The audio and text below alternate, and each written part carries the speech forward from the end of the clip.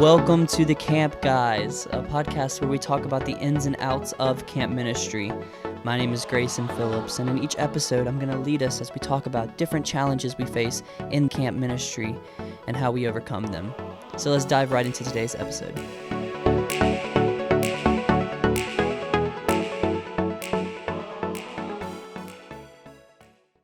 Hey, everybody out there. Thanks for joining us on the Camp Guys podcast today. I'm here, Jay Oliver, and Mr. Grayson Phillips. What's up, everybody? Welcome back to the podcast. Well, we hope you're having a smooth time during COVID-19.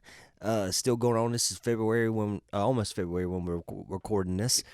And COVID-19 is still going pretty heavy right now. We're hoping, thunk? Yeah, Who who would have thunk it? I hope, and it's my prayer, and I know it's all your prayer, that everything will just start to dissipate and disappear in the near future, so camp can be what camp normally is in the summer. So today, if you're listening in, make sure you forward or send a message to the person that handles the programming, because in the next few episodes on the Camp Guys podcast, we're going to be talking about programming, because we're all in the season.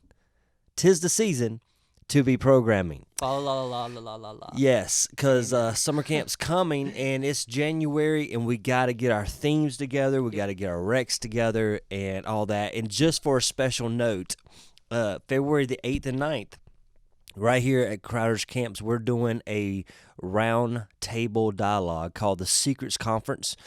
And it's not about just our secrets of programming, but it's about everybody's secrets. Exactly. So if you can imagine all you camp people out there coming into a place and just talking programming. No special speakers, no nothing like that. It's not meant for that. It's meant for information. And hours and hours of just, hey, what works at your camp when it comes to programming? Not about budgets, just about fun, mud runs and swings, and maybe mega relays and all those things. And just think that if you allowed your program guy to come, what kind of information they could bring back to the table at your own camp. I know there's a lot of conferences that we can, especially 3CA, which I'm a huge supporter of, but I just wanted to have an opportunity to bring just program guys in and just talk secrets. What makes your camp when it comes to recreation? Yeah. Grayson, you've been on both sides of the table. You've been in the worship programming. But you also been that guy in that ref shirt, and I think you've seen the benefits of what good programming at camp can do. You've seen it when it's bad too. Absolutely, yeah. I think I can speak for all camp people that no matter what department you're in, you're gonna help in some kind of programming, because programming happens in every department. Is that not the truth though? So yeah, even if you're not the program person, I mean, the Secrets Conference can still help you. In what you're doing. Well, I mean, just there's always these little recreational times. I'm not talking about the big rec field times. I'm talking about, they just got off the bus. Yeah. And you need stuff to do with them while the group leader or parents are filling out forms or getting rooming assignments for those college staff leaders. I mean, every bit of that information is reproducible somewhere else. But a lot of us camps, we keep it as secrets when truly we should be coming together and helping each other. Yeah. You can't reproduce what we do. We can't reproduce what you guys do at your camp, but we could take the idea and turn it. It might be an add-on, or it might be something totally unique. Yep. So here's a statement I want to put in everybody's mind. So if you got a pencil, a pen, a lipstick, mascara, or can take a couple drops of blood right quick, you need to write this down. But this is my statement for our camp this year. Not necessarily in just programming, but I want to build stuff that lasts. I want to build stuff that lasts. Have you ever invested into AV equipment or a musical instrument or office computers and they just didn't last? It's probably because you cut corners somehow. And we're learning that here. We're 6 years old. We have a full video system. We have a pretty state-of-the-art sound system, things like that. But I can also see how we cut corners. We cut corners, for all y'all administrative people out there, we cut corners with our camp software. We didn't go with a camp software company at first just because we couldn't afford that overhead. So we piecemealed together our registration system, and it made it much difficult. A year and a half ago, we went to a camp software. I'm not going to tell you who because they would have to sponsor the podcast for me to do that. But we totally, thoroughly enjoy it now, absolutely. And it's made all of our lives so easier, and it's built to last.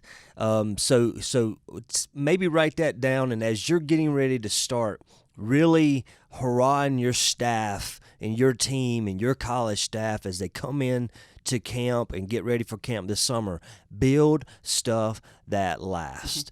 Don't just build it to cut corners and to get it done, but build stuff that lasts. So we talked about the Secrets Conference. I hope that you guys will look at that. It's on our website. I think the cost is $99, and it's 1 night lodging, 3 meals. And the conference itself, which is basically everybody's the keynote speaker. So make sure you check that out. Today I want to give you the 3 W's. And we all know what the 3 W's are when it comes to COVID-19. Wait, wear, and wash. Yes. Grayson, did you know that? I was forgetting the wash, but I knew the wear. He's with us, everybody. He's with us. I promise you, he's with us. But I want to give you the 3 W's of the art of programming. And the art of programming is specifically for programming those recreational activities and things like that at camp. Number 1, I think the first W is water. Anytime we can include water in a recreation, we win. Absolutely. You can go all the way down to more of the college campus recs where you have a sponge and a bucket full of water. Anytime you include water, it wins. Yes. It's hot. It's June and July. That's our peak seasons. Anytime you include water, you win. Even if it's with a super soaker, you win. Yeah. I know even on our welcome team, when groups are pulling into camp, we're hitting them with super soakers, their vans and the buses as they come in. And water just adds an element to the surprise. Hey, they just totally just doused my whole entire vehicle. That's better than a staff member jumping up on the van and breaking the window. Yes. B. Hicks. If you know exactly who we're talking about. Yes, we've had those wild staff people. All you guys have, and they've jumped up on cars and dented them. So the first W is water. So check with your program guy. If you are the program guy, how are you connecting water into the recreations, and how can you get more of it? Because it's a guarantee win. No matter which way you go, you put water inside of a rec, boom, you win. The second W is walls.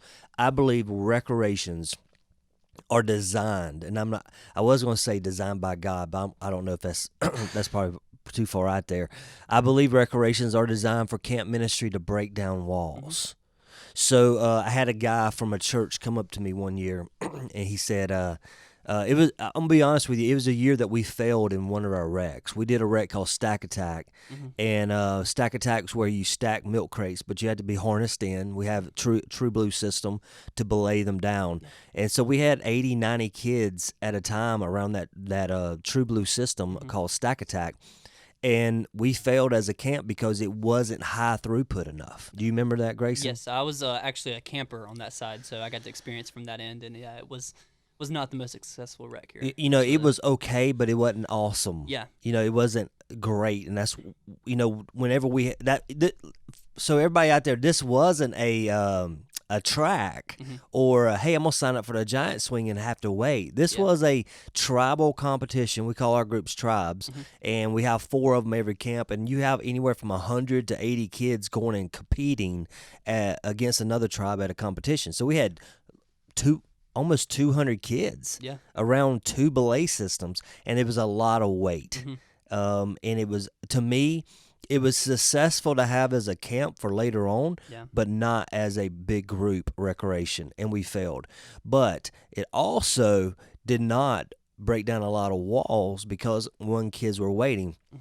But it was almost, I had this youth pastor tell me one time, hey, when my kids do recs at camp, I want them to feel like they're about to die. And some of y'all are like, what? Man, that's crazy. A liability. But they want their fear and their adrenaline to pick up so much that they don't know what's going to happen. But truly on the spiritual side of things, what recreations do is they break down walls for our small groups, our quiet times, and our services. That's why as a camp, we have to put so much focus and so much excellence into those so that when they get into the worship environment, their hearts are not worried about their mom and dad's divorce or the things that happen to them that's just been band-aided over the years, but they are truly open and receptive to what God's wanting to do in their life. Not just in a program building, but also, man, when they meet somebody just at the basketball court. Breaking down walls is a big thing to do. So number 1's water, number 2, walls, and number 3 is wonder. I believe the art of programming is to make kids say, wow. Yeah. Wow. So we invested last year, not last year, of course, nobody can say last year because that was COVID, but the year before we invested in the V-Bridge going across our waterfront area that was a part of a mud run we did, and man, you know, it wasn't a huge investment. I think that netting cost us about $3,500, but man, it's a wow factor when you go down there. So, you know, every year we're investing. Let's talk about the lemonade run. The first year we did the lemonade run. What do you think was the biggest wow factor? Yeah, well, you know, the lemonade run was my favorite rec ever here. Tell at everybody camp. about the lemonade So, run. lemonade run basically was, Jay mentioned how we have tribes. He split the tribes into 6 different groups. And then it's basically a relay race that's in a circle. And they'll start by the first group will get into a raft and paddle across half the way of the lake just with their hands. And they have to get out, swim the rest of the way with life jackets on. Everyone's wearing life jackets. Yeah, and notice everybody, water's included. Water, water, getting them wet right at the beginning. And then you're just going through a couple obstacles, ending with the more challenging obstacle of what was it, frisbees? Yeah, knocking like tubes or bottles off with frisbees. Yeah. So you're out of breath and everything, and then you have to focus to do that task. So, and then next group goes. So it's just one group after the other. So and it was a lot of adrenaline. It was a lot of adrenaline, which also brings in the wall factor. Yeah. You know, breaking down walls. Even though it's one group at a time. It was all in a circle, so the entire tribe is there watching the whole thing happen, which cheering is on. Huge. I mean, even if they're not participating at that moment, they're participating with cheering on their tribe. So and how we made that big, literally it's a couple of big tubes they got to go through. There was some swimming aspect, but how we made it big was we called the Whitewater Center, and we purchased 2 old whitewater rafts. And so the first thing they got into was the whitewater rafts, and they had a paddle, probably about 60, 70 feet. It was a good paddle. Yeah, it was a good paddle, yeah. But just making kids say, "Wow, man, we're about to do this." I think those 3 W's are a great foundation for any program team to kind of think about, hey, how can we include waters? Is this going to bring adrenaline and a rush that's going to help break down walls? And number 3, how can we make them say, wow? So thanks for joining us today. Check out the Secrets Conference and the next few episodes coming out in the next few weeks. Every bit of it is going to be about programming. And so if you don't come to the Secrets Conference, make sure you check out those podcasts, because I'm going to be throwing out everything we're doing this year, even the theme content with the spiritual content included in it. So if you don't know where to go yet, just hang on, buckle up, because we're going to talk about it and release everything we're doing this summer, because we want to be a resource to you, because we always need resources too. Yeah. God bless you. Check out our website for the Secrets Conference. More information, email Grayson at crowderscamps.com.